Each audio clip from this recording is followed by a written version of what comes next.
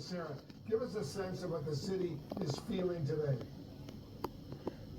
Look, people are feeling very somber and sorrowful at this hour as they continue to build this memorial to Alex Preti, the 37-year-old ICU nurse who worked at the Veterans Hospital. And they're seeing new images of him while he was still alive, praying over the body of a fallen soldier at that hospital. And you're seeing a lot of people just come here to express their love for him and to try to honor him the way that they remember him as a person who was here to observe the actions of ICE, who at that point had already shot 2 people in his community, killing, of course, Renee Good and shooting another man and injuring him. He ended up being the latest victim of Border Patrol, of federal agents. He's not a victim, ma'am. Okay. He was an intruder just trying to with a find gun. ways around and get to Stupid the memorial you are. to lay down things like Typical CNN news. but let's go ahead and Bias. now, because Governor Bias. is Shamefully. now. And now who they have on? Their star witness, a crook. Of everything that's happened, I hope everyone's taking away a picture of a life of generosity, service-oriented, and his life's coming into clear focus. I had the privilege of talking with Michael and Susan, Alex's parents, yesterday, and the heartache in the hours after your son's murdered in front of the world is one thing, but what stood out to me was a parent's desire and their passion to make sure that the story of Alex was told. Yeah, the lies, buddy. You're telling them right now. Shame on you. Someone who was a valued coworker, someone who relished and lived in this state in a big way, whether it was outdoor activities or being down there on the street as a First Amendment witness to what ICE is doing to this state. So once again, to Michael and Susan, when I talk to these parents, it's always in deep confidential conversation. In this one, though, Michael was very clear to me. He said, don't let them forget Alex's story. The world knows how he died. He died at the hands of ICE agents on the streets of Minneapolis. They want us to make sure we said how he lived. So to Michael and Susan, our deepest sympathies, but you have my commitment to continue to tell that story. So now we've got 2 Minnesotans dead. What's the news conference here, buddy? Your same story. What about the millions of dollars that you've been giving away down there to illegals? What is the plan? Including yourself. What do we need to do to get these federal agents out of our state? You thought fear, violence, and chaos is what you wanted from us, and you clearly underestimated the people of this state and nation. We are tired, but we're resolved. We're peaceful, but we'll never forget. We're angry, but we won't give up hope. And above all else, You're crooks. we're truly unified. If it was the intention of Donald Trump to make an example of Minnesota, then I'm damn proud of the example that the world's seeing. We believe in law and order in this state. We believe in peace. And we believe that Donald Trump needs to pull these 3,000 untrained agents out of Minnesota before they kill another person. And we're up here telling another story. And making lies. Minnesotans just trying to live their life. And you're the one responsible for their death there, buddy. You and the attorney behind you there. And I don't know, maybe you're watching with curiosity, bewilderment, horror, scorn, or sympathy. I've got a question for all of you. What side do you want to be on? I'm on God's side. What side are you on? You're on the side of the devil. That can kill, injure, menace, and kidnap its citizens off the streets? Or on the side of a nurse at the VA hospital who died bearing witness to such government?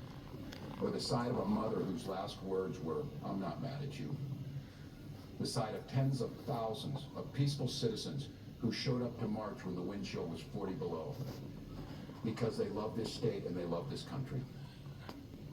You're allowed to decide at any point. Your lies. Your lies. Anymore. If you voted for this administration, heck, even if you thought Operation Metro Surge was a good idea, sounded like the thing to do a month ago, you're still allowed to look at what's happening here in Minnesota and say, this isn't what I voted for and this isn't what I want. Wrong. What I voted for people like you to be thrown out of office. Speak out. Governor Walsh, shame on you. Urge others to put politics aside. We're no longer having a political debate. We're having a moral debate. We all want secure borders and immigration enforcement. What about your moral corruption in your office and your staff and all of them that have spent millions and millions of dollars legally and illegally? But what you're seeing is not common sense, lawful, or humane enforcement. That's not what this occupation is about.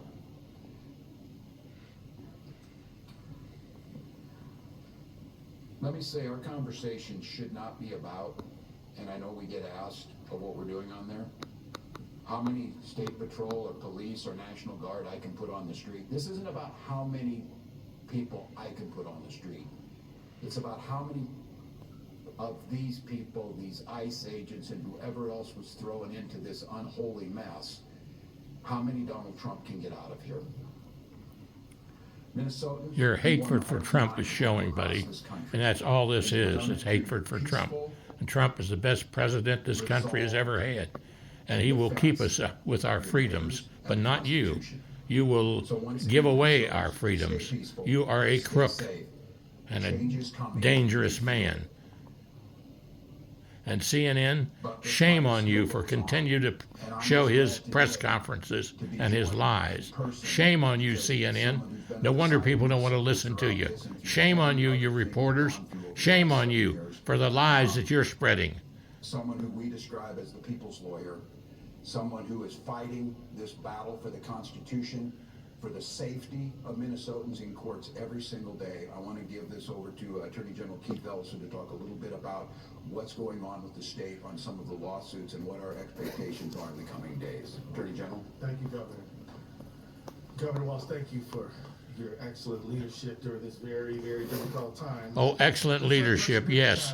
Where are you as Attorney General there in that state on the crimes that are being committed? The money that's being wasted and stolen from the government, the citizens of all the United States. Shame on you, buddy. Shame on you. Times in American history where they've deported a lot of people, but a concentrated deployment of ICE agents in one state in one period of time is unprecedented. And therefore, there's no playbook. And therefore, nobody knows exactly how to deal with this situation, but it is unique and particularly puzzling, given that Minnesota does not have the highest immigration in the United States, given that Minnesota has a very, very professional community of law enforcement professionals who are crooks that are running it, including you. Crooks that are running it, including you. The Department of Corrections, pursuant to state law, hands over people who ICE is looking for, and they have the proper paperwork for. Given all of that, this is a very curious situation and would reasonably lead someone to ask why. Why? Look behind you there, buddy. You and yourself. About Alex Preddy. Alex Preddy was a nurse at the VA. I happen to have a son who's 31 years old who spent 5 years in the United States military as a combat medic. And toward the end of his deployment and the end of his service, he wanted to go into nursing, and so he did. And ended up getting an RN degree and works in the healthcare system here in Minnesota. And when he was at work today and last night, he said, look, my colleagues were crying and in tears, and they took this hit to one of their own very personally. And he said, I did too. He said, I didn't find myself shedding tears, but I could have, because I just was brokenhearted, because I know the service that he and the love and compassion he puts into taking care of the people he took care of at the VA. So, an intensive care nurse, a kind, compassionate person to friend and family, described by coworkers as the first person who would jump in to help.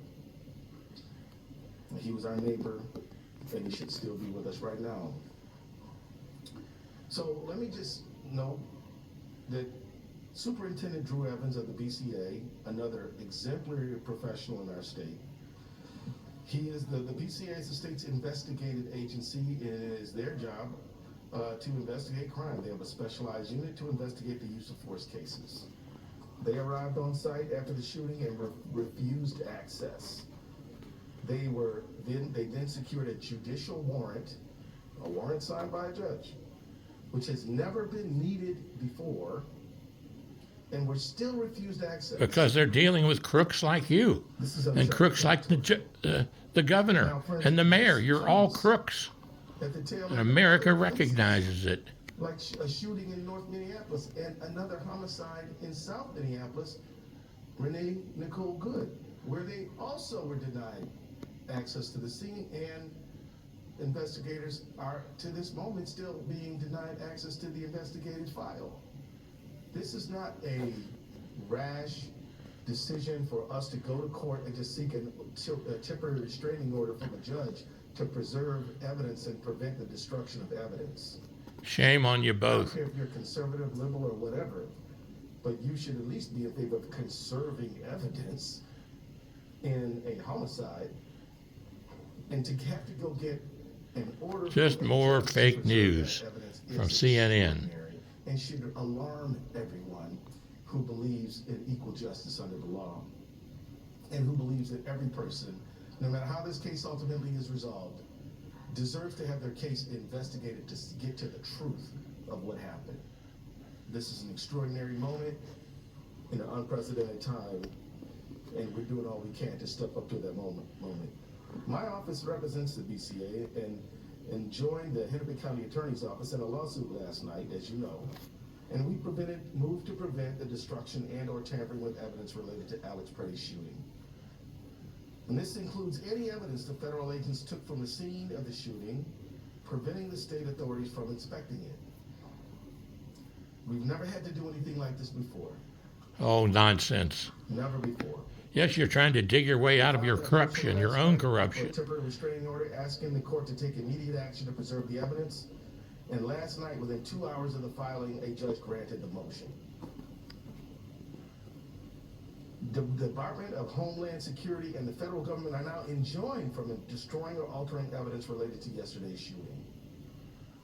The fact that anyone would ever think that an agent of the federal government might even think about doing such a thing was completely unforeseeable only a few weeks ago. And still is. You're lying, buddy. This is what we have to do. As we said in our filing last night, the irreparable harm we would suffer if the federal government were allowed to destroy evidence is so weighty that any harm to the federal government does not even budge the scales in a court. What have you three done? What have you done there with your own corruption? The millions of dollars that's been discovered are allowed to access the evidence to ensure a fair on federal funds. And I will say, I've heard not one single law enforcement or investigative agent in the state of Minnesota say that they won't share information with the federal government. I've heard quite the opposite from the federal government.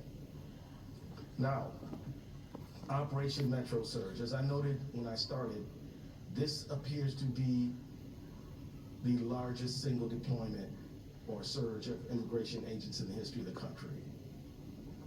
And as a result, tremendous damage has been inflicted upon our state. We've had 2 killings within 2 weeks and an additional non-lethal shooting. We've had countless numbers of people who Shame on you. And you were the cause of them. You two. In America. And you're We've had crooks. knocks where people have their homes barged into. The people of Minnesota should stand up against these people that are coming out there and casting themselves out as being knowing everything. We've had jobs being, little markets being shut down, restaurants being With their weapons. interfered with. We've had a countless number of harms, and so we took the action of suing the federal government over Operation Metro Surge. And tomorrow morning, I'm going to be in federal court with my team arguing for a restraining order against Operation Metro Surge. I filed this case almost 2 weeks ago, and this will be our first hearing. The lawsuit we filed is one that is caused by the unprecedented nature of this surge. Nonsense. It is a novel abuse of the Constitution that we're looking at right now. It's your way of trying to keep people's attention off of your crimes in Minnesota. All of you. Can marshal facts to show that our targeting is not based on excessive amounts of undocumented immigrants or anything like that, but we're targeted because of politics, which violates our First Amendment. Wrong. The 10th Amendment, which we are entitled as a state to equal sovereignty, and we have been denied that. The federal government is literally commandeering and coercing the state of Minnesota to bend to its will. Nonsense. Which is the prerogative of the people of the state of Minnesota. Let me remind everybody, let me take everybody back to 8th grade civics. The states predate the United States and came into the Union preserving their rights as states to be the states that the citizens of those states want them to be. Not when you're corrupt and stealing from the people like you all have. Shame on you. It is at the fundamental, it is in the DNA of American history that the federal government cannot trample over the prerogatives of the state. And that is exactly what is happening here, and that is exactly why we're going to court. This surge has drained local law enforcement time and resources. Jacob Fry, if he were here, could tell you that they've spent north of $2 million on overtime responding to ICE. They damage our economy, hurt our education system, and terrorize community members. What about the millions you gave away to your friends? Put in your own pockets. As I noted a moment ago, people will ask, well, why Minnesota? I'll say this. Minnesota is dealing with targeted oppression from the federal government because of who we are and who we value. Minnesota is a place where we welcome the stranger. We have a number of nonprofits that focus on refugee resettlement in Minnesota. Minnesota is a place where we take care of the vulnerable among us. Oh, yes. We're a state that just passed. And the greater millions and billions of dollars that you've given out of other people's money from around the United States Minnesota is a great to corruption. for everyone, no matter where you were born. And this is all to hide it. We obey all laws, but we still believe. I wouldn't believe anything you had to say. It's Period. not a sin. We're leading. They're coming after our state, in my view, because of what we stand for. Because we voted 3 times in favor of somebody not Donald Trump. Oh, nonsense. Shameful on you. Shameful on you. Your only attack is against Donald Trump. Shameful on you. Because if he sent people who understand, You're liars. accounting, we'd be having a different conversation. But he's sending armed, masked men. This is a pretext, and it's not supported by the facts at all, which has brought us to court challenging the justification that the president has offered. For those watching around the country, I would submit to you that just as Portland and Chicago and LA were precursors to Minneapolis, Minneapolis is a precursor to a whole lot of other places that they have their eye on right here, right now, including Maine and several. Now, try to get your people, your Democrats lined up in your states to attack. Because you don't want to admit that we can see right through you. You're a crook, buddy. And your governor's a crook, and the mayor's a crook. Governor Walz in my. And you're misleading your citizens. You're lying to them. And you have been lying to them all along. I feel as good about our state as I do about people standing up, helping their neighbors, engaging in mutual aid, giving each other rides different places, making sure that there's enough groceries, protesting, using their First Amendment rights. Yeah, their First Amendment right. Has a lot of spirit. And Minnesota nice is a real thing. I wasn't fortunate enough to be born in Minnesota. I was born and grew up in Michigan. And I can tell you that this state has a lot of nice people. It really does. Oh, yeah. And it's got a few crooks like you guys. And taking care of their neighbor and welcoming the stranger. And as we see right now, resisting tyranny. So I just want to say that as the courage of And this is why they get their whole say out there, because of CNN. Shame on you, CNN. No wonder nobody trusts you or has any value in you and what you're doing and saying. can do no less than match. I'm just glad that I taped this so that people could see it, how biased this outfit is. Back down, we won't blink, we won't bow. We will stand firmly on our constitutional rights and in favor of Minnesotans. We will do that in the ballot box, at the courts.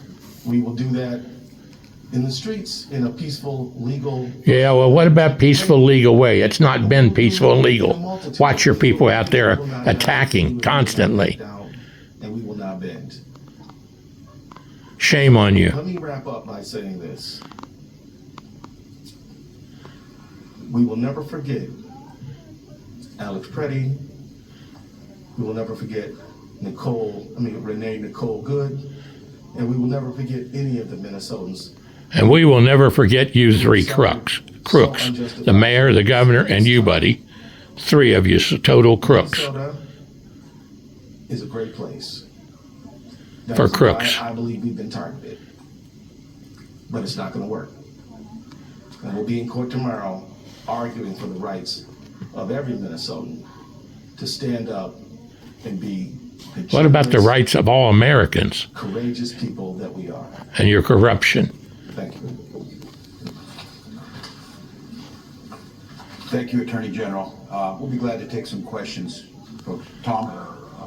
Well, a letter from Attorney General Campani, several demands, I guess you would call, regarding sanctuary cities, regarding fraud and voter rolls. Your response to that, and is there anything you can do to meet the Trump administration, at least part of the way, to try to turn this down? Well, first of all, it's not a serious attempt, and the Attorney General sent that in. I would thank the local folks and Commissioner Snell, and thank you to you and your team over there. In that letter, they talked about, you need to hand people over who are in your jails. They're taking credit for people that we've had in jail for a long time. We always hand them over, and the Commissioner very clearly. So they're lying. They're lying. You're It lying. has nothing to do with fraud. As the Attorney General said, they're not sending us forensic accountants, and these are things that have been we're dealing with now and have been for quite some time. So look, it's not a serious attempt to get at this. The way to fix this is get these folks out of here. We've continued to work with them. They asked us for these. You've never worked with them. We continue to show they're not serious. And look, I think everybody understands what the last request was, totally unrelated to anything on the voter files. This is, again, as the Attorney General said, Donald Trump telling everybody that the election was rigged, who started all this nightmare for America, has nothing to do with it. And I would just give a pro tip to the Attorney General. There's 2 million documents in the Epstein files we're still waiting on. Go ahead and work on those.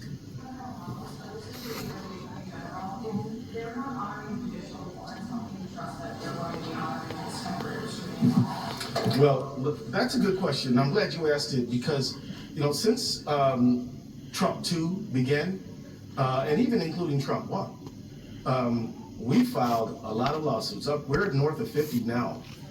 And they've been on everything from birthright citizenship to SNAP to things like the National Institute of Health to EV to all kinds of things. And they've been complying with the orders. Now, I will say they foot drag. We've had to threaten them with contempt a few times. And I'm not saying that the compliance has been good. I am saying that open defiance of court orders is not something that we've experienced. And so I have every reason to believe that they will obey the court order. Now, if they don't, we have recourse and we'll pursue that recourse. On a deeper level, your question, I would simply say this. Just because they may not do the right thing does not absolve us of the responsibility of doing the right thing. We're going to seek legal recourse, and if they disobey a court order, then that's on them. But we're going to seek those orders, and we're going to insist that they be followed.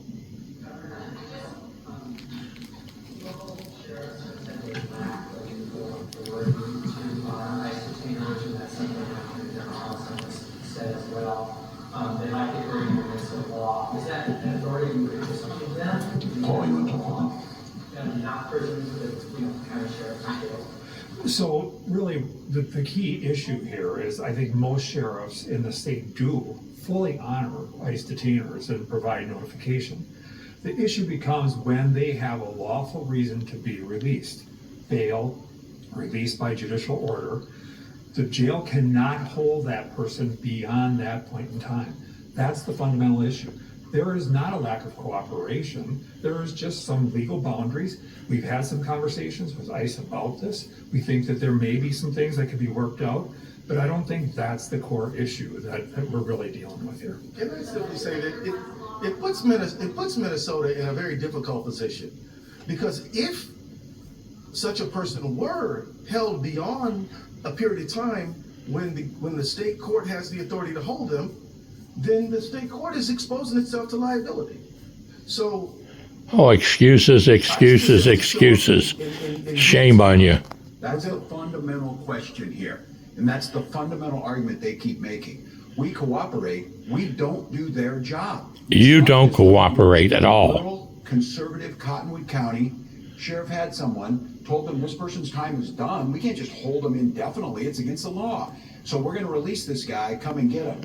They're too busy up here doing what they did yesterday to go pick up someone who actually should be removed from this country. And I don't know how many times they try and confuse the people across this country. It's their job. You're not telling the truth, and I wouldn't believe anything you said. It's law enforcement's job to do law enforcement in Minnesota.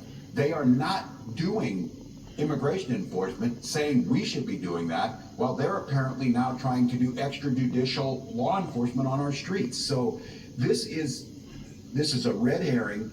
It's untrue. The Attorney General of the United States put falsehoods into a letter she sends to me that we are doing what's asked of us, but we're not going to do your job for you. We have other things we need to do. You heard it right there. They're not doing their job.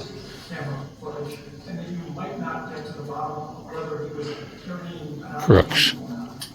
Shameful. I'm deeply concerned about the preservation of evidence, which is why we went to court last night.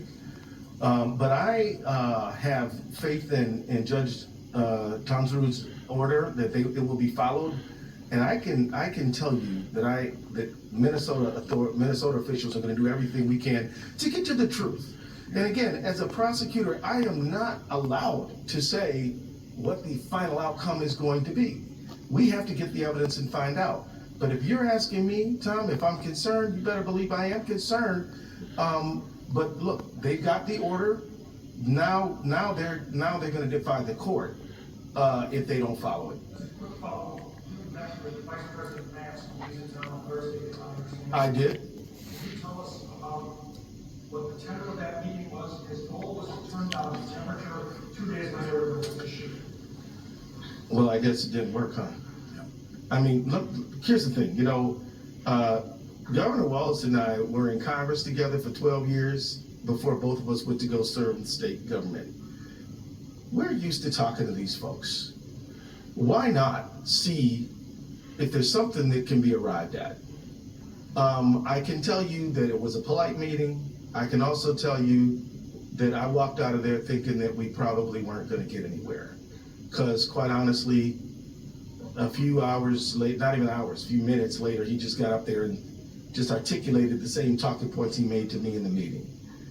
I tried to correct him. He didn't want to hear that. And so I'm like, well, welcome to Minnesota. Thank you very much. You both of us had things to do. So see you later. And I left. It wasn't cordial enough, but it was not fruitful. But look, In other words, you didn't get your I way. just think that, and I'm sure the governor agrees, that if you can try to talk to somebody sensibly, we do.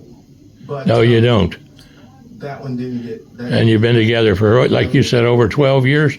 Well, what about all the corruption over there that you're a part of and he's a part of and the mayor's part of? Directly around Friday during the shooting are still out on the street in Twin Cities or anywhere else in Minnesota. Don't know. No, they don't talk to us. They don't tell us. They don't.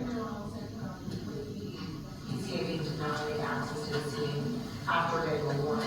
Is there recourse for them that way, or do you? CNN, shameful. Shameful.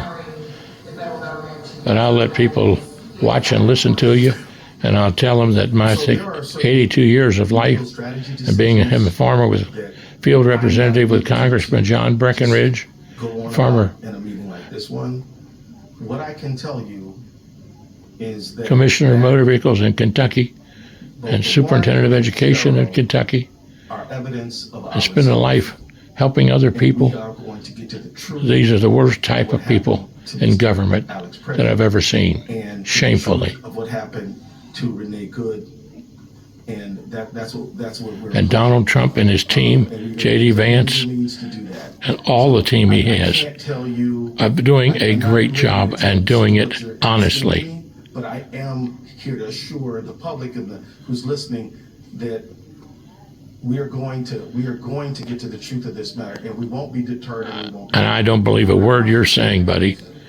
We did see BCA agents after shooting the scene this morning. Can you confirm what they were doing there? Absolutely. The question is about whether or not the BCA agents were on the scene of the shooting this morning, and they were, and they were continuing to collect evidence that they've seen. They're also doing some canvassing in the neighborhoods. I don't want to get into any more of the investigative process in this, but at the BCA, we are going to continue to investigate this shooting based on whatever evidence we're able to get, and we appreciate the Attorney General assisting us with a temporary restraining order to make sure that the federal government is retaining evidence that will be available, we would assume, to us at a later time. But the investigation will not pause. We are continuing to work on anything and everything that we possibly can. I'm just going to close. I'm going to close with one thing that I promised the parents, with Michael and Susan, and I speak to all Americans on this. Oh, yeah? Well, I'm not listening to a word you have to say. Shame on you. Knowing more about this young man, beloved by his Yes, family, a play on the sympathy of the parents and the guy that got shot. Inability to work with veterans, someone who's beloved by community, no criminal record, lawful firearms owner, and you know what you saw. And then you heard the most powerful people in the world, certainly in this country, President, Vice President, Greg Bovino, Kristi Noem, narrate to you what you were looking at, that this was a domestic terrorist, crazed, running at law enforcement with the intent to kill massive numbers of them, sullying his name within minutes of this event happening, and then closing the crime scene, sweeping away the evidence, defying a court order, and not allowing anyone to look at it. Nonsense. That's all lies. Conservative, and you are flying a Donald Trump flag. You're a libertarian. Don't tread on me. You're a democratic socialist of America. This is an inflection point, America. If we cannot all agree that the smearing of an American citizen and besmirching everything they stood for. You are the problem. You're the problem, and you're the one who should be blamed for his death. You and the attorney and the mayor. You are the team. And those people that are out there marching, I'm accountable for things that happen here. there's a lot of ignorant people in the world, and ignorance is following leadership like you, unfortunately. Decision on this. And sitting behind a keyboard at 2 a.m. and besmirching a VA nurse and a son and a coworker and a friend is despicable beyond all description. This is not, we need to see both sides. This is not, we need to wait for this. This is basic human decency. And at this point in time... Well, what about the human decency that took him in there with his gun? Shame on you. Shame on you. And what do you expect when somebody comes in armed as he was armed? Shame on you. And shame on the Attorney General. And shame on anybody else that questions it. When you walk into a room with your guns on where you know it's going to be hostile, then shame on you. President Trump, you can end this today. Pull these folks back. Do humane focused, effective immigration control. You've got the support of all of us to do. No, you're not supporting. You haven't been supporting, and you won't be supporting. You're a liar and a thief One of the best places to and live. corrupt. Allow our children to go back to school. We have got children in Minnesota hiding in their houses, afraid to go outside. Many of us grew up reading that story of Anne Frank. Somebody's going to write that children's story about Minnesota. Well, how long are we going to leave him on there, CNN? Shame on you. You're going to let him just say and over and over again? That's CNN for you. I'll go back to it again. Please show some decency. Pull these folks out, reset this situation, and allow us to do the job that the Attorney General, myself, were elected to do.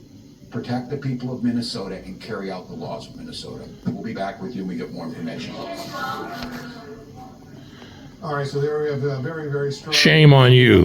Shame on CNN. And the Attorney General of Minnesota, Keith Ellison, very, very strong words attacking President Trump and others in the administration. And shame on you. Get those ICE agents, he says, out of Minnesota.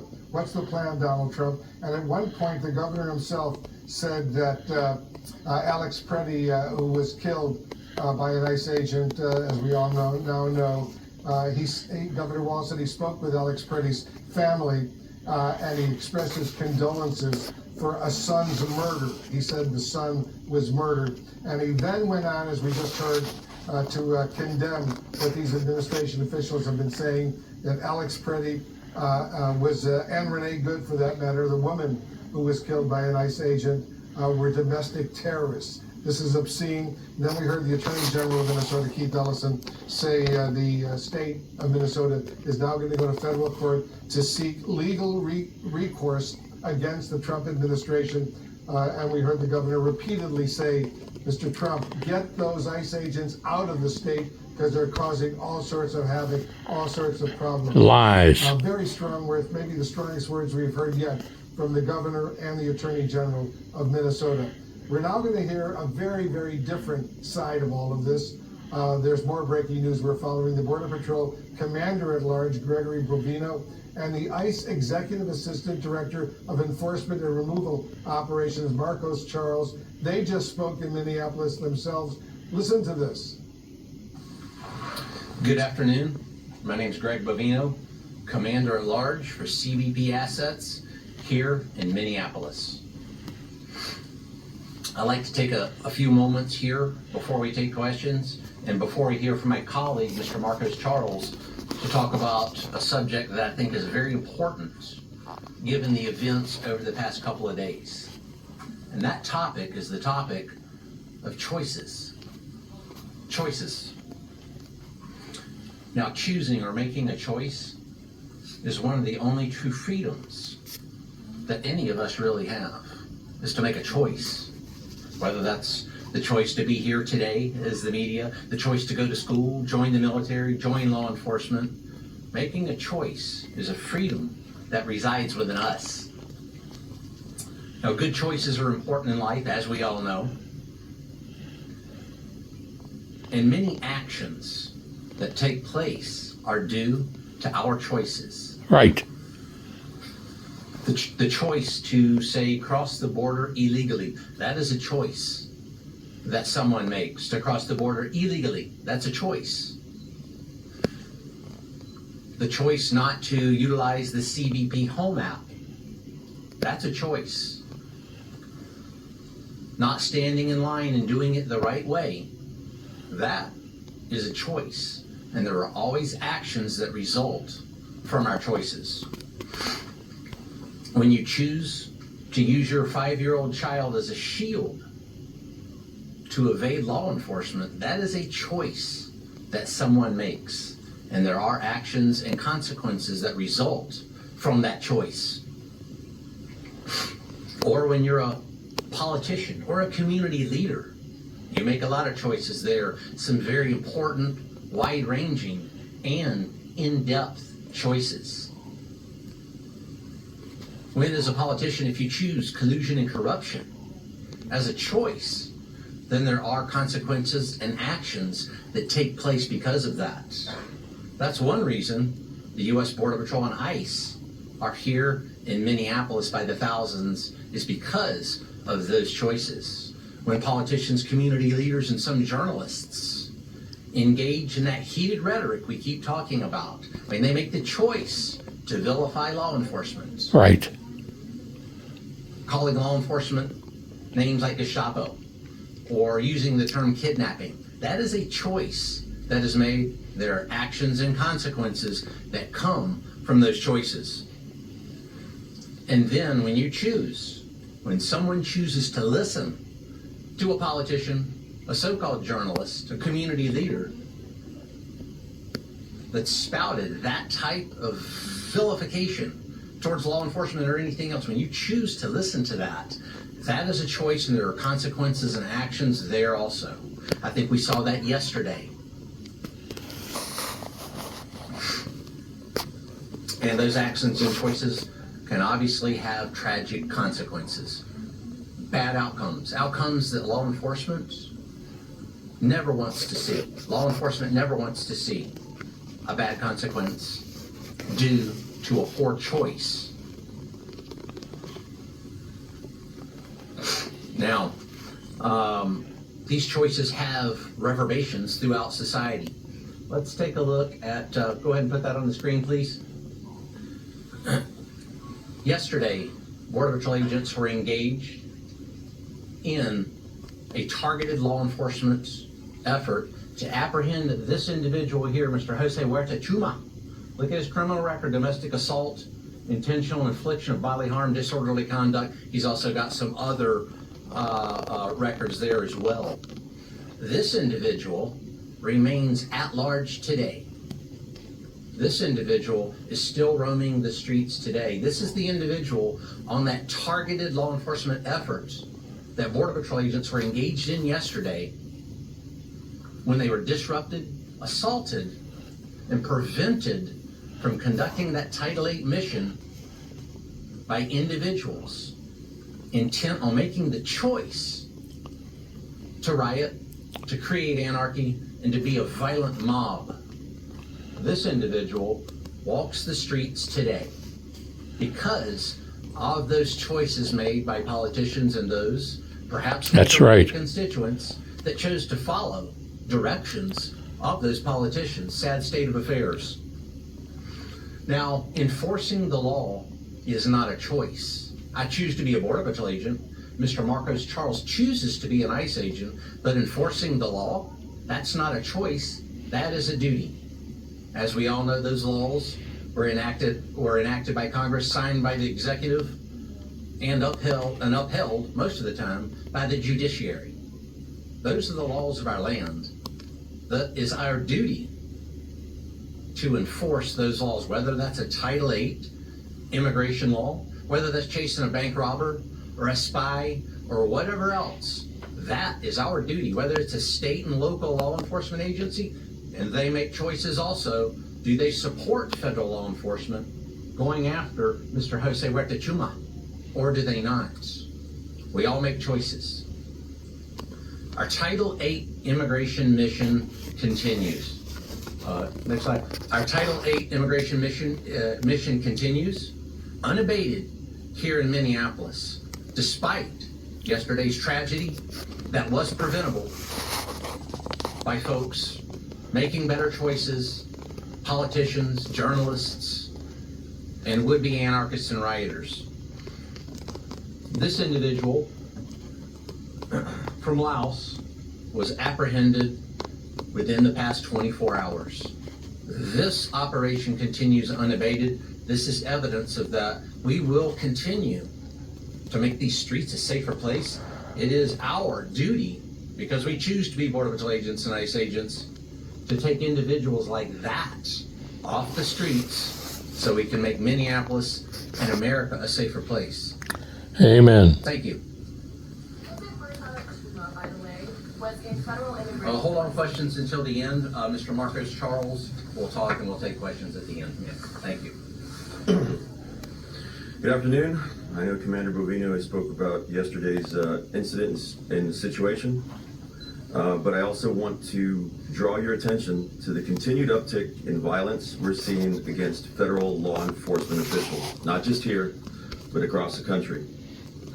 Yesterday, here in Minneapolis, a crowd of violent agitators tackled an ICE special agent. When one of our special response teams went to assist, a protester literally bit off part of that agent's finger. The officer received immediate medical attention on the scene and was transported to the emergency room for treatment. We do want to thank the people at the hospital for the assistance and the staff who treated our officer. The officer is recovering, but is now permanently maimed and has lost part of his finger. I don't think I have to tell you that this kind of violence is unacceptable, but I also don't think I need to tell you that this kind of violence is not a coincidence. When sanctuary politicians, activists, and the media work hard to create chaos and fear instead of using their platforms to reassure their communities, this is the result.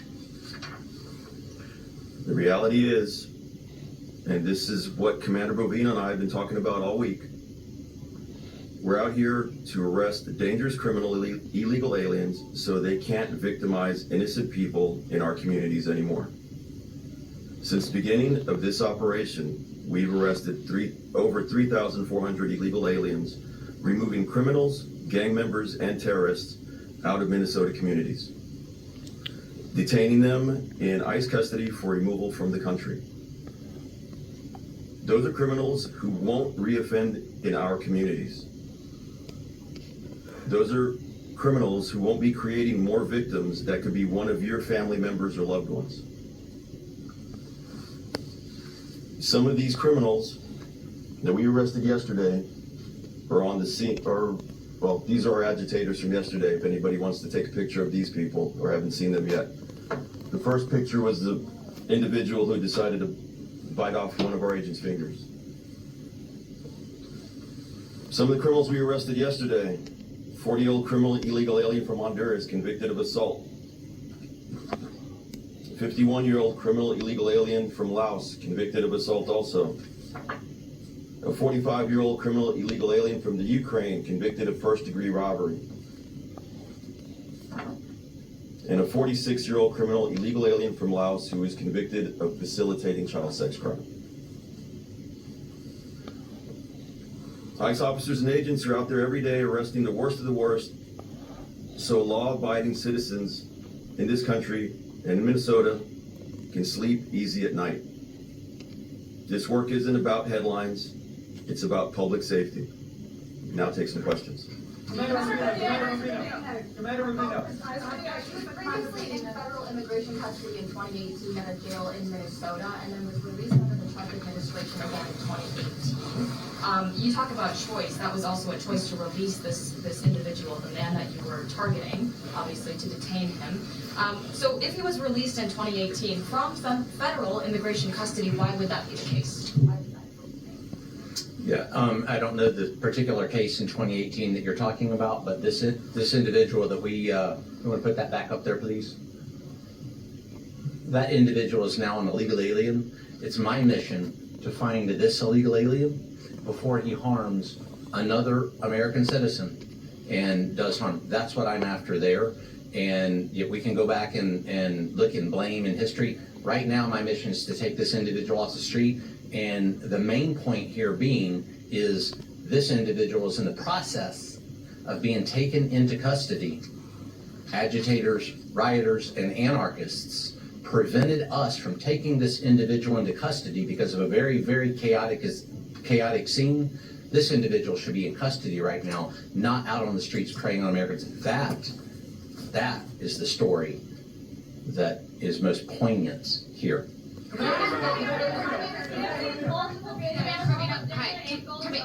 From yesterday, and at no point has he seen Brandon. I'm sorry, repeat that, please. We have seen multiple videos from the incident yesterday from different angles, and at no point do we see Alex Preddy brandishing a weapon. DHS Secretary Kristi Noem said that he was brandishing a weapon, and in the video we see him on the ground with his hands on his head. We see an officer leaving what it appears to be with the weapon after he extracted it from Pretty's waist area. Did the officers see the weapon? Did they see him brandishing the weapon at him? Sure. Many videos out there, many different accounts that you may see, that I may see, that anybody here may see. That, folks, is why we have something called an investigation, to take what you're talking about, to take those videos, to take witness statements, to take officer statements, all those minute details that will paint a true picture, not a freeze frame, not a freeze frame concept, and paint a larger picture of what really happened. That is why we investigate, so we can get to the truth, so there's not speculation. Amen. Speculation after 24 hours, you've got a lot of speculation in there.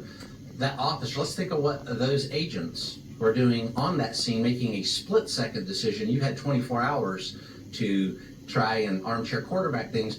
That agent had a split second to make a decision.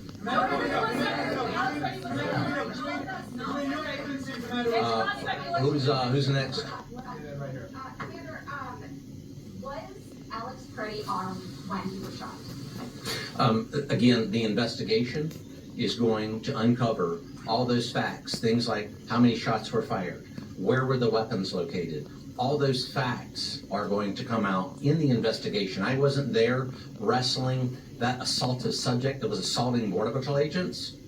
I wasn't there wrestling him myself, so I'm not going to speculate. I'm going to wait for that investigation to come. No, don't interrupt me. I'm going to wait till that investigation comes out until I make a decision there. If there's an investigation going on and you have not concluded, isn't it possible this was a bad shooting? Or have you already concluded for yourself that this was justified? I've not concluded anything. I've not given you a conclusion, but what I do know is this individual was on that scene several minutes before that shooting, interfering with a lawful, legal, ethical law enforcement operation to arrest Jose Huerta Chuma. And again, it's back to choices. We just talked about choices. When someone makes the choice to come into an active law enforcement scene, interfere, obstruct, delay, or assault law enforcement officers, and they bring a weapon to do that, that is a choice that individual made. No, Commander Rosino, when it comes to the shooting, from what I understand, there were 2 agents who fired shots. We know one of the agents had 8 years experience, and we know he was a less lethal instructor and had this training. What did the other agent, what was his history, and are they both working right now, or are they on administrative leave? All agents that were involved in that scene are working, not in Minneapolis, but in other locations. That's for their safety. There's this thing called doxing, and the safety of our employees is very important to us. We're going to keep those employees safe. As far as the number of shots, the number of agents involved, that, again, is going to come out in the investigation. I'm not going to speculate on who did what, when they did it, how they did it, or what exactly occurred there. I'm going to wait for the investigation to let me know. But we did say that one of them did have 8 years experience, so we are talking about one of the agents. Why not talk about the other who shot as well? Because before those facts come out, we need to ensure that we're talking truthfully and accurately. And before I speculate, I'm going to talk truthfully and accurately. Amen. That's what he should do. Absolutely. Between your agency and Border Patrol and Mr. Charles, your agency, ICE, we've now seen 2 separate people shot and killed by your officers within 17 days. Do either of you plan on taking any accountability for those actions? 2 suspects, you're correct, 2 suspects have been shot, and suspects that assault, delay, obstruct, or threaten a law enforcement officer's life. It goes back to the choices that we just talked about. When individuals make poor choices, poor decisions, come into a law enforcement situation, an active law enforcement situation, conspire to come into that situation. Whether that's based on ideology, we don't know. That'll be in the investigation that we just talked about. That's what we base the split-second decisions on, and our law enforcement officers are safe. They managed to come home at the end of shift And, again, I would implore upon any individual, whether they're anarchists, rioters, or anyone else that thinks it wise to go into a law enforcement scene to disrupt, to delay, is to don't do that. Let's think about that in terms, say a bank robbery is in progress, and the police are taking care of that, and then you decide to go in there and perhaps take action. That's not a good idea in any form or fashion. The same thing with Title VIII, same thing with Title VIII enforcement. We are after an individual with a very serious criminal record. We don't need any help. What are you talking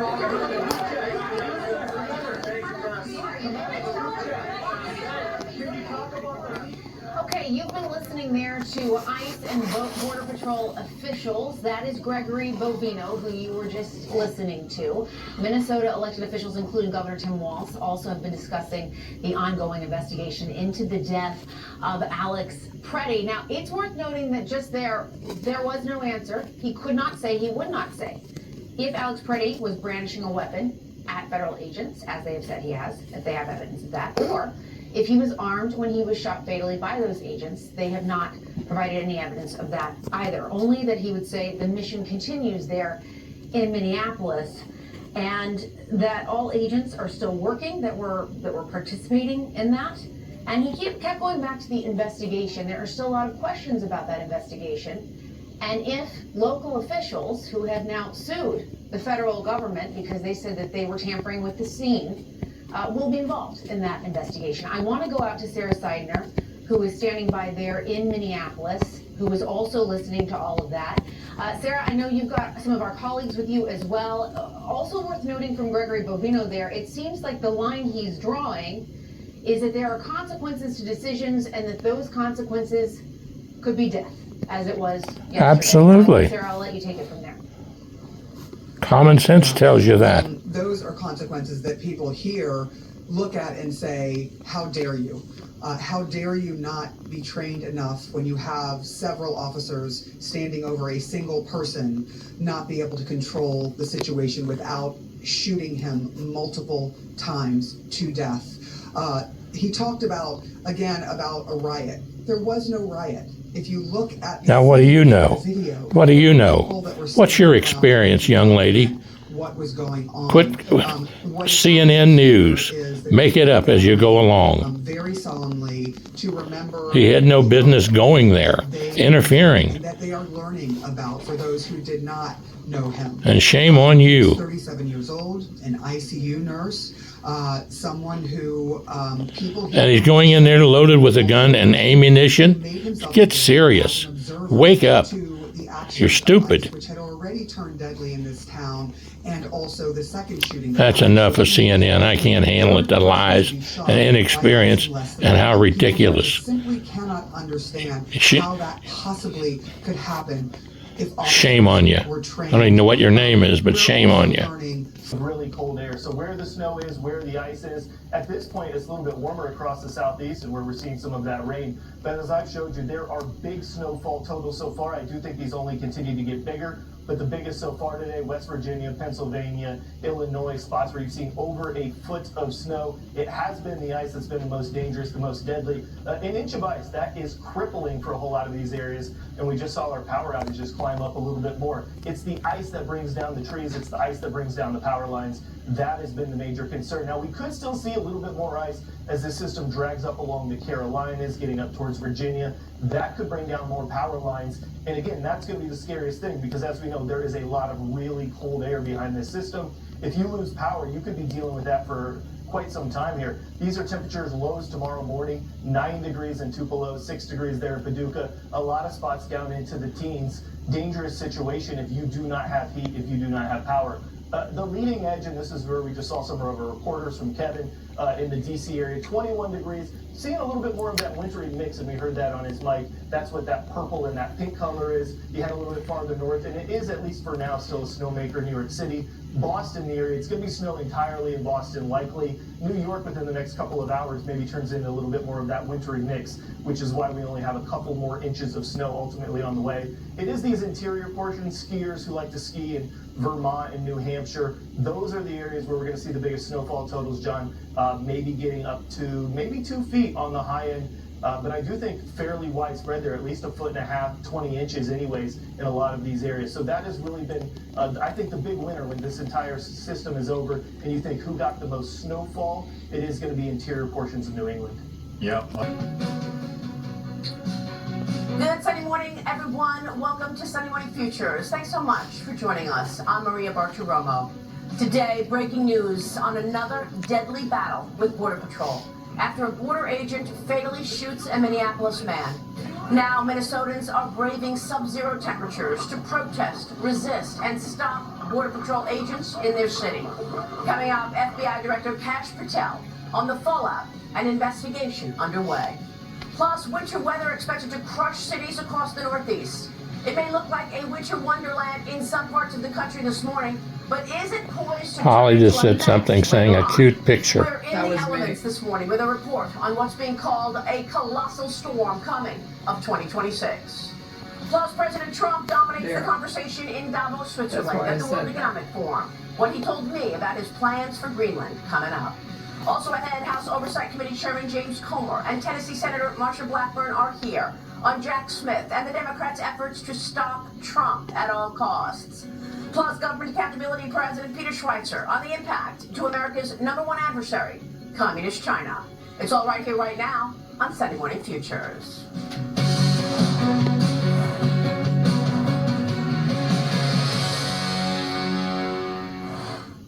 And today, breaking news of another fatal shooting by Border Patrol as DHS says agents tried to disarm an individual resisting their operation. The very latest coming up. But first, the massive winter storm that's impacting over 240 million people across 40 states with heavy snow, crippling ice, and dangerous cold temperatures. During the overnight hours, the South and Mid-Atlantic regions bore the brunt of this storm, which has now made its way to the Northeast and New York City. Meteorologist Adam Klotz with now the latest forecast. Adam, good morning to you. Good morning, Maria. We continue to track a massive storm system. You were talking about some of the locations being hit. It's widespread. It is in New England. It is in Mid-Atlantic. It is still snowing and raining and sleeting back across portions of the extreme south as well. These are some of our big totals we've seen so far with this system, but we're really just getting going. This is going to continue all day. On the high end, 14 inches of snow. You've seen 8 inches of sleet. Nearly 800,000 folks are without power, and most of those power outages are because of ice. 3/4 of an inch might not sound like a lot, but that is enough to bring down power lines, that is enough to bring down trees, and that is going to be the major concern. Everything you're looking at here in the pink, in the purple colors, that continues to be more ice that is falling, and that is going to ultimately affect power more. This is still the ice yet to come. You see where we're talking about Nashville up towards Lexington, getting over into the Carolinas and Virginia, all areas where heavy ice is still on the way. That's what's taking down power outages. And when you lose power, you lose heat. And unfortunately, for days to come, this is now tomorrow morning's forecasted lows, you're going to be seeing really cold temperatures. So it could be a dangerous situation. 4 degrees in Oklahoma City, 8 degrees in Little Rock. We're going to be looking for the next several days anyways, where those temperatures are going to be very cold. On the front edge of this entire storm system, you're now beginning to see snow along the I-95 corridor. So from DC up to New York City, Boston, all now beginning to see some of this snowfall. We'll get decent snowfall totals right across that area, particularly getting up into the Boston area. These purple colors are where the snow will be the heaviest. In some cases, 1.5 to 2 feet of snow ultimately coming down. New York City, probably more in the 8 to maybe 12-inch range for total snowfall. But this is another area taking you all the way till Tuesday morning. Behind all of this snow is going to be some really cold air. Folks are going to be waking up across the Midwest, even into New England. -3 in Boston, 5 in New York City, closer to -20 there in Detroit. And as we know, it's been so cold in the upper Midwest, -14 degrees in Minneapolis. This system is something that's going to be lasting through Monday, and then that cold air is going to be sticking with us for at least a week, Maria. All right, Adam, thanks very much. We'll be watching that. It sure is cold out there. Meteorologist Adam Klotz. We will have more continuing coverage on this massive winter storm coming up in the program. But now this, breaking news this morning from Minneapolis, after a Border Patrol agent shot and killed an armed man during an operation against an illegal immigrant wanted for violent assault. According to Homeland Security, during the operation, an individual identified as 37-year-old Minneapolis resident Alexi Preddy approached a group of Border Patrol officers with a 9mm semi-automatic handgun and then violently resisted arrest when agents tried to disarm him, resulting in a federal law enforcement officer firing defensive shots. DHS says Preddy was pronounced dead at the scene. Besides the semi-automatic handgun, Preddy had 2 magazines and no ID on him. Here's Homeland Security Secretary Kristi Noem last night. This individual showed up to impede a law enforcement operation and assaulted our officers. They responded according to their training and took action to defend the officer's life and those of the public around him. And I don't know of any peaceful protester that shows up with a gun and ammunition rather than a sign. This is a violent riot when you have someone showing up with weapons and are using them to assault law enforcement officers. Minnesota state and local officials, however, are disputing this account from Homeland Security. Following the shooting, protests erupted in the streets of Minneapolis, with the Minnesota State Patrol declaring an unlawful assembly. Joining me now with more on the investigation is the director of the FBI, Kash Patel. Director, thanks very much for being here this morning. And I know that this is a DHS investigation, but there is outrage across the country that there is another killing. Someone is dead at the hands of Border Patrol. What can you tell us? Great to be with you, Maria. And look, Secretary Noem stated it perfectly. You do not get to attack law enforcement officials in this country without any repercussions. You do not get to do that in Minnesota, LA, or anywhere else. And the interagency is leading the charge out there. We've already arrested with the interagency those that violated the FACE Act and impeded a peaceful prayer in church. We've already just last night arrested 4 more individuals involved in the damage of government property that we saw the videos of online. We've arrested other individuals who've made threats to law enforcement online. So we are not messing around. It doesn't have to be in person. If you threaten law enforcement officials or civilians, we are going to come find you. And as for this latest shooting, yes, DHS and HSI are the lead, and the FBI is processing the physical evidence. So we're in possession of the firearm, which is going to go to our laboratory. But as Secretary Noem said, no one who wants to be peaceful shows up at a protest with a firearm that is loaded with 2 full magazines. That is not a peaceful protest, and you do not get to touch law enforcement. You do that anywhere, this FBI is going to be leading the charge to arrest those. But how was he threatening Border Patrol? You've collected the evidence, you said, right? You have the handgun in your possession? That's right. And how was he using that handgun in terms of threatening Border Patrol? What was the threat? He had his camera, right? He was filming it. That's something that I would let the DHS and the prosecutors, because they are the ones investigating that case. I don't want to stylize that evidence, but I trust the men and women on the ground who are trained professionals to only use it when it's absolutely necessary, and I trust Secretary Noem's leadership and DHS and HSI to do the right thing, as they've always done in these scenarios. Kristi Noem said that the individual approached U.S. Border Patrol officers with a 9mm semi-automatic handgun. Was the gun visible, or did Border Patrol see the gun after they shot him? Again, all those pieces of the investigation are being led by DHS and HSI, and I don't want to comment on their ongoing investigation. I understand, but you have the evidence. What can you tell us about the evidence you collected?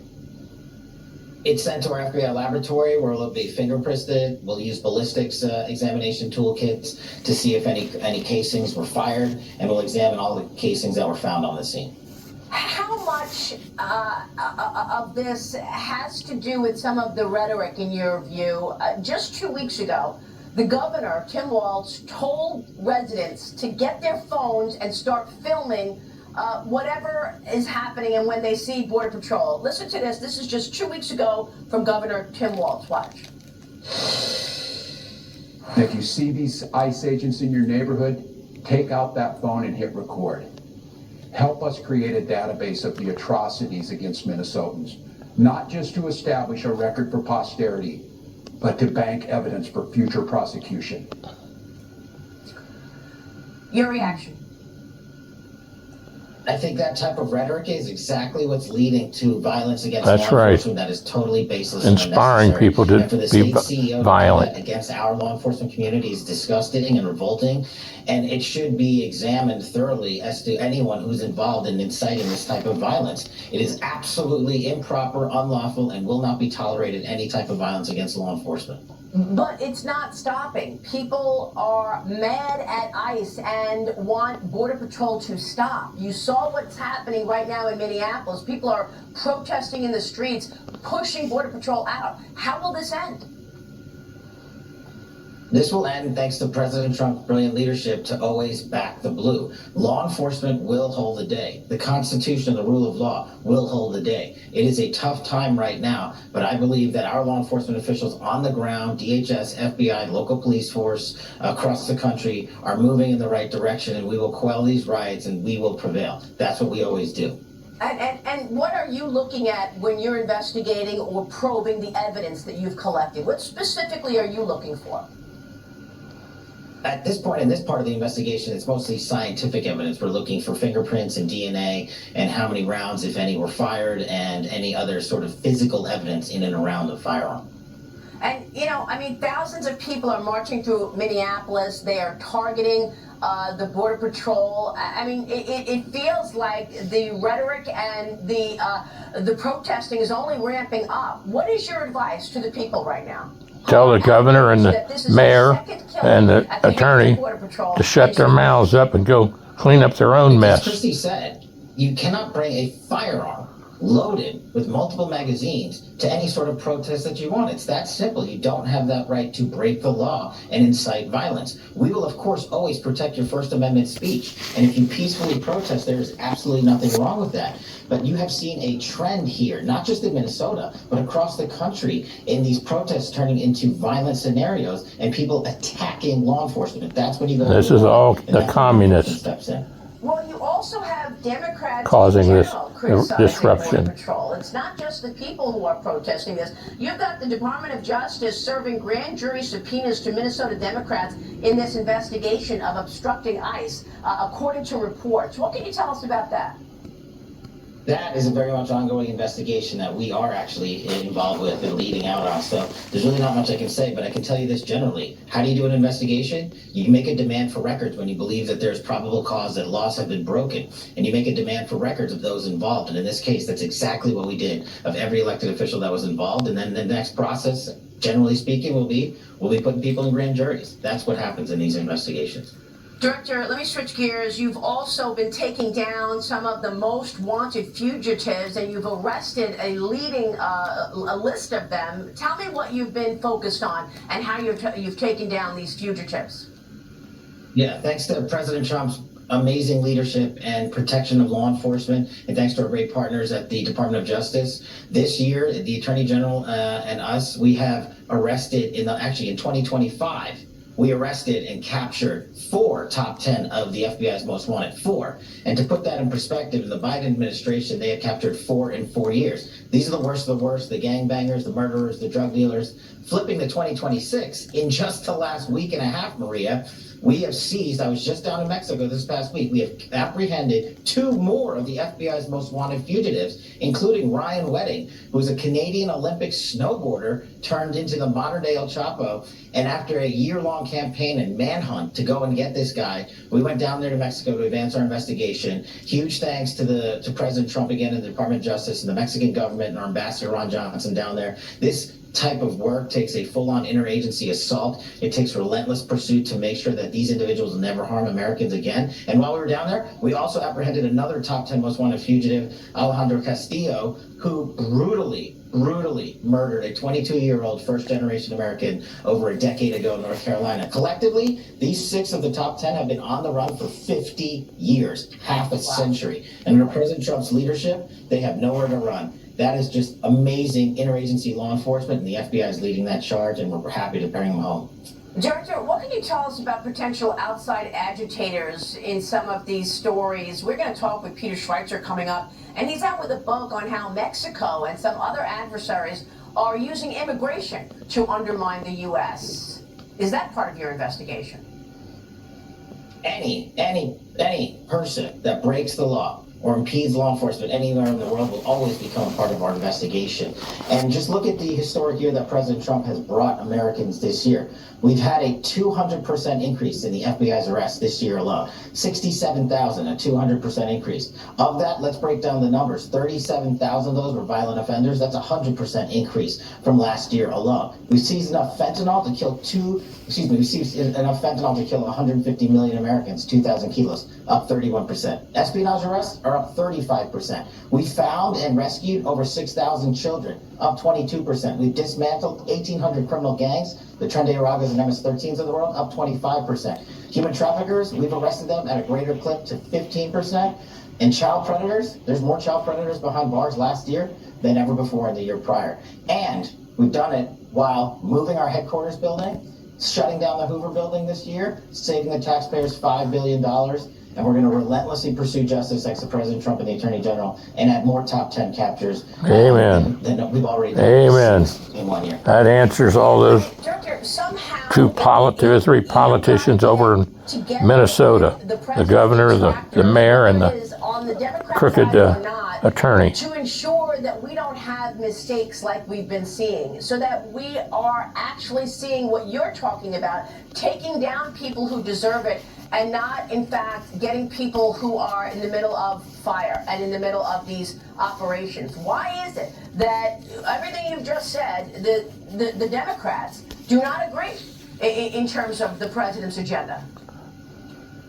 Well, the Democrats are just upset that it was President Trump that delivered this historic year in law enforcement, this historic, literally record-breaking year for the FBI. And if anyone else had done it, they give them credit for it. But that's how shallow and superficial they are. We are going out there with our state and local police forces across the country. This is who you can believe, folks. From coast to coast, not just in one conservative town in Texas, but literally from New York to LA and everywhere in between. And President Trump gave resources that were needed to law enforcement to back the blue. We have an attorney general who is relentlessly prosecuting these individuals. And all the Democrats want to do is argue. But we put up a posting every single day over the holiday season for every Democratic district who is yelling at us about failing them. We have increased arrests in every single district of every single Democrat that continues to criticize this administration on law enforcement. These numbers don't lie. You can't reduce the murder rate in America by 20 percentage points to an all-time low in the modern era unless crime is going down. Director, thank you. We will be watching your work. FBI Director Kash Patel. And a great man. Thank you. Next, from Homeland Security to national security, with tensions spiking with Iran, as President Trump sends an armada toward the Middle East to be ready for any escalation with Iran, after securing a new framework for a bigger presence and potential oversight of Greenland to bolster America's defense against China and Russia. The President and NATO Secretary General Mark Rutte agreeing to a framework at the World Economic Forum in Davos, Switzerland, which is where I caught up with the President in an interview which aired first on Mornings with Maria on Fox Business on Thursday. Here's the President on the so-called art of the deal and the strategic importance of Greenland to America. We're getting everything we wanted, total security, total access to everything, have as many bases, have all the equipment that we want.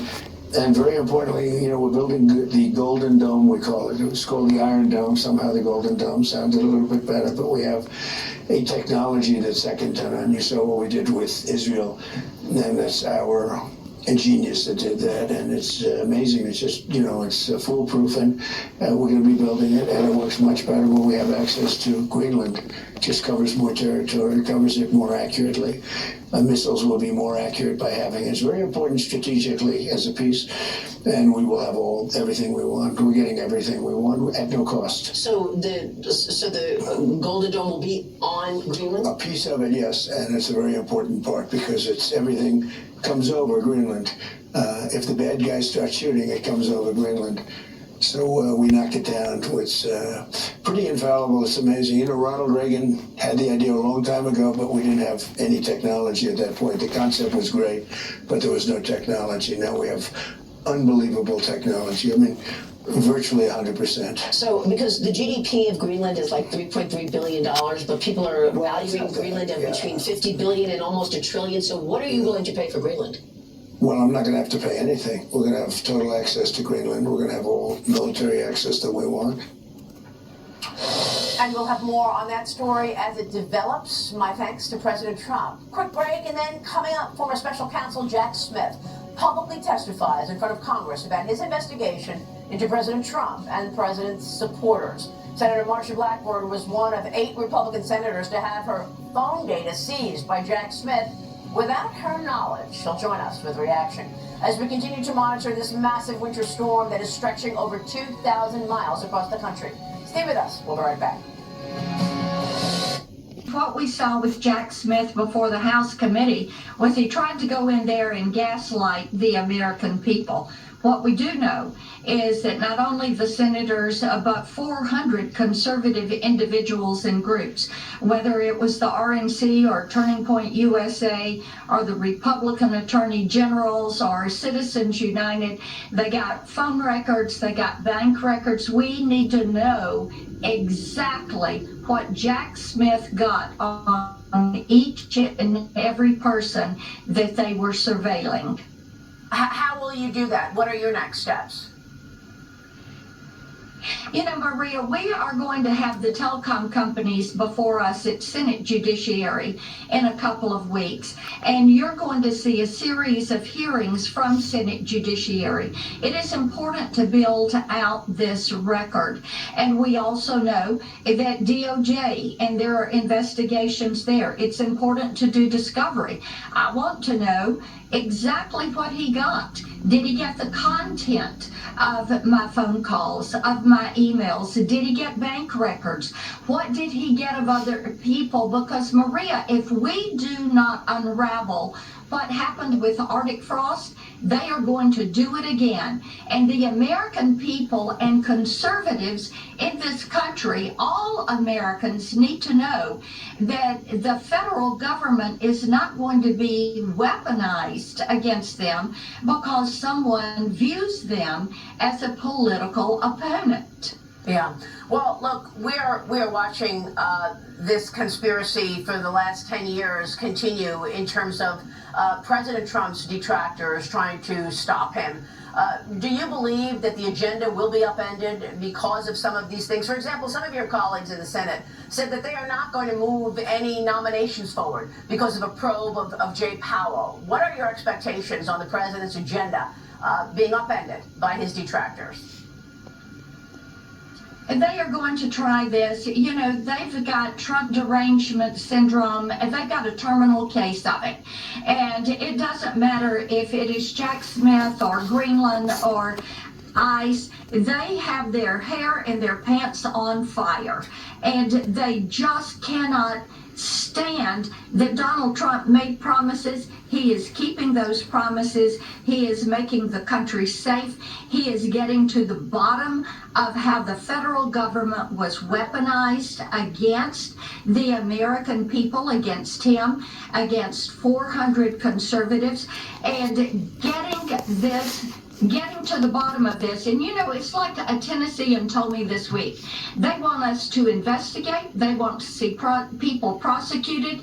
They are tired of the left using the government to go after conservatives and nobody ever paying for the dirty deeds that they have done. Amen. Yeah, I understand that. But at the same time, Senator, we are right now fresh off of another killing. A man is dead in Minnesota at the hands of Border Patrol. There is massive outrage across the country because of this. Your reaction, and as an elected official, what can you do to bring the country together to ensure that your detractors, Democrats who are critical of the Republicans' work, that they understand what you are trying to do in terms of weeding out criminals from this country? Indeed, and the Democrats left the border open. You have all these individuals that came in. All loss of life is to be mourned, and everyone mourns this loss of life. And Maria, as I have looked at what has happened in Minneapolis, I think about the difference that we see in Memphis, where crime has been cut in half over the last 120 days. They've made about 6,000 arrests, and they've rescued 142 missing children. Now, you've got a mayor, governor, police chief, sheriff, that are working with the federal government agencies. There are over 20 agencies there, and they have cut that crime rate in half, and Memphis is safer today. Right. Now, apprehending these individuals, deporting these individuals that are here and have committed these crimes is important to do. And we all know that there is a lot of conversation about the uptick around ICE in Minnesota. We know that people are saying, are they using this to deflect from the outrageous amounts of fraud that they are being investigated for right now? Senator, let me switch gears. You were in Tennessee this morning. We are watching reports of power out for hundreds of thousands, roadways snarled with ice as dangerous weather hits this storm. A colossal storm is how it's being described. What can you tell us? How are you doing? Well, the power went out at my house just as we were getting ready for this, and we're trying to, the generator did not kick on, so we're working on that. We're quite concerned, and I've been talking to mayors across the state, the mayors of our counties. It seemed that everyone made it through the first phase yesterday. With the freezing rain and sleet, I'm sitting here at my home listening to trees that are popping and coming down. We hear the roads are treacherous. It's about 30 degrees right now, but it is going to freeze. It is going to be down around 0, and the next couple of days are going to be incredibly dangerous. I encourage everyone to stay home, stay safe, stay warm, stay off the roads. Do not get out unless it is absolutely necessary. I do know that our shelters are open. Our mayors have warming stations open. Tennessee Emergency Management is working on the situation, so everyone stay safe. All right, Senator, as to you as well. Stay safe. Thanks very much for being here. Marsha